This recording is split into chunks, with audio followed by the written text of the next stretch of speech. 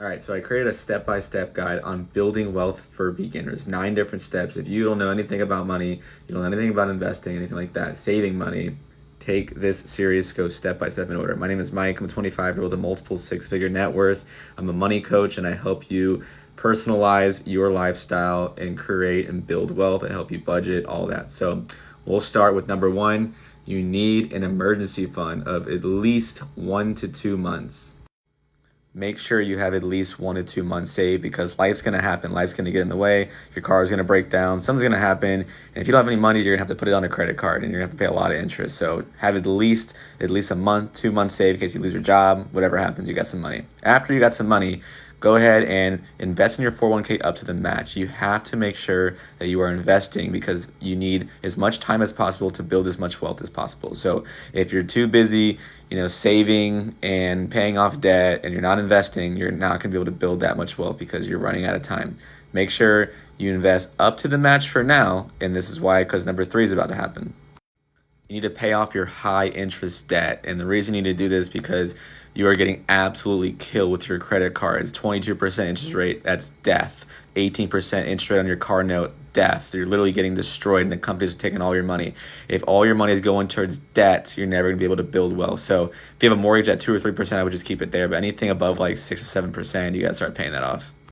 So after you've paid off that high interest debt and you've put money in your 401k and you got some money saved in an emergency fund, start maxing out that Roth IRA. This has become a tax-free millionaire. Make sure you can put up to $7,000 a year for individuals, as long as you're in a certain income bracket, which everybody mostly is, unless you make over $150,000 to $200,000 a year. But most people don't make more than that. Either or, you can do a backdoor Roth. So there's other ways to do it, but max out that Roth IRA, $7,000 a year.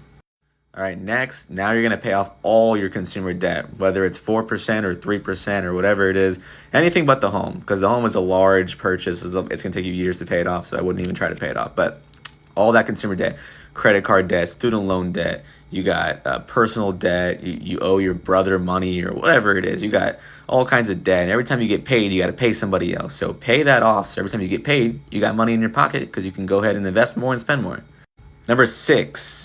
Emergency fund, build that up to 3 to 6 months of expenses. Now you got no debt, you've been investing, and you have cash in the bank at least 3 to 6 months until, like I said, unless you lose your job or something happens. So now you're in a really good spot. All right, now you're going to invest as much as possible into your 401k and other brokerages. So your taxable account, your 401k, any kind of disposable income. If you want to throw in more money, I would literally just start throwing a bunch of money, because you're going to start building up that nest egg, and it's going to speed up the process. Number 8, you're going to start saving up for big purchases. If you want to buy a new car, if you want to get a new couch, you want to put impact windows in your house, whatever it is, start saving up, because if you're going to have to put it on a credit card and pay an insane amount of interest, you're just going to go back to where you started. So start saving up for big time purchases. And lastly, you're just going to enjoy life, because you've put money in your retirement account. You have an emergency fund. You've paid off all your consumer debt. This is the time to start enjoying things. You want a new car, or you want to buy a new house. Maybe you want to start a business. Maybe you want to go on vacation. All the extra money, disposable income, do whatever you want with it. You don't want to stack all this money in a cave, but you don't want to do these out of order, because if you have high interest debt, you have no money in your retirement, and you have nothing in the bank, and you're trying to do numbers 6, 7, and 8, you're literally going to destroy yourself. Pay off your stupid high interest debt, your freaking 35% interest rate credit cards. Put money in your 401k and have some money in the bank, because life happens, before you can start enjoying your life. If you're in a hole, dig yourself out of the hole, and then start enjoying the fruits and labor of your life, and then just be chilling, right? So I hope you guys enjoyed, and we'll see y'all later.